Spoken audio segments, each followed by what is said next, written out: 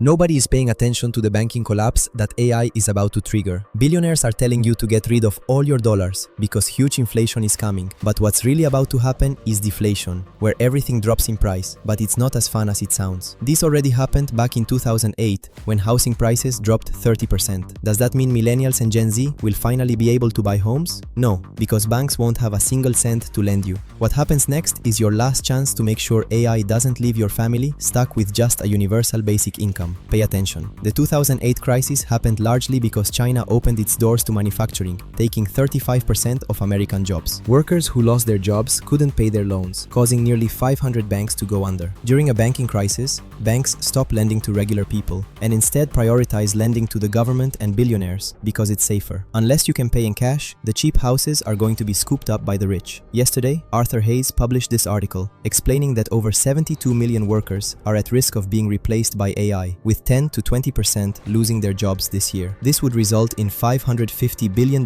in unpaid loans, causing their stocks to collapse and leading to a classic bank run, where everyone panics, withdraws their money, and the bank fails. The biggest beneficiaries will be these 8 mega banks that are so large the government would never allow them to collapse. They'll absorb the hundreds of smaller banks that go bankrupt, becoming even more powerful. While it took China about 7 years to move manufacturing across the globe, Sam Altman warned this AI shift could happen in days. This will be the opportunity of your lifetime. If you can make it through with cash, it'll be the perfect time to invest in stocks, crypto, and as much real estate as you can afford. Your buying signal will be when the billionaires tell you to hold on to cash and not buy assets because they'll keep dropping in price. Or should we really listen to everything they tell us?